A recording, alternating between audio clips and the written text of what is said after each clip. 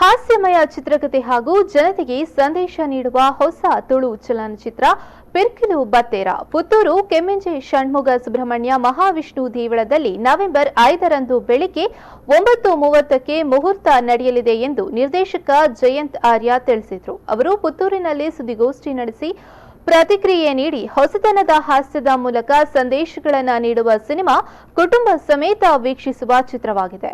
ತುಂಟಾಟದಿಂದ ಆಗುವ ಅನಾಹುತ ಮತ್ತು ಅದರಿಂದ ಪಾರಾಗುವ ಸನ್ನಿವೇಶಗಳನ್ನು ಚಿತ್ರ ಒಳಗೊಂಡಿದೆ.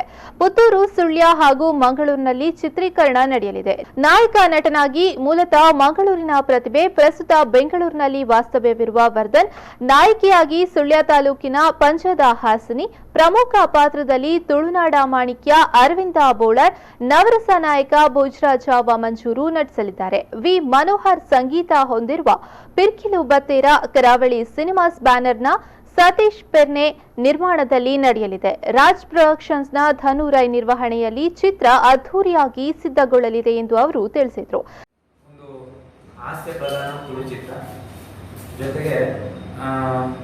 ಇಲ್ಲಿವರೆಗೂ ಬಂದಿರುವ ತುಳು ಚಿತ್ರಗಳಲ್ಲಿ ಮೇನ್ ಹಾಸ್ಯ ಕಂಟೆಂಟ್ ಏನಿದೆ ಅದ್ರ ಜೊತೆಗೆ ಒಂದಷ್ಟು ಹೊಸ ವಿಷಯಗಳನ್ನ ಹೇಳ ಹೊರಟಿದ್ದೇವೆ ಈ ಚಿತ್ರದಲ್ಲಿ.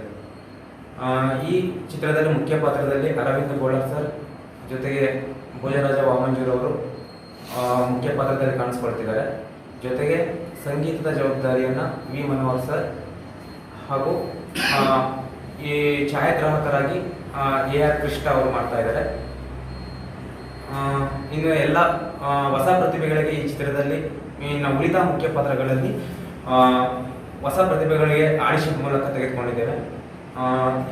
ಇಲ್ಲಿಯ ಒಂದು ಏನು ಸ್ಥಳೀಯ ಕಲಾವಿದರಿದ್ದಾರೆ ಅಂಥವರಿಗೆ ಕೆಲವೊಂದು ಮುಖ್ಯ ಪಾತ್ರಗಳಲ್ಲಿ ಅವಕಾಶ ನೀಡಿ ಅವರನ್ನು ನಮ್ಮ ಬೆಳ್ಳಿತೆರೆಯಲ್ಲಿ ತರುವ ಪ್ರಯತ್ನವನ್ನು ಮಾಡಿದ್ದೇವೆ. ಸುದ್ದಿಗೋಷ್ಠಿಯಲ್ಲಿ ನಿರ್ಮಾಪಕ ಸತೀಶ್ ಪೆರ್ನೆ ಮತ್ತು ನಿರ್ವಾಹಕ ಧನು ರೈ ಹಾಜರಿದ್ದರು.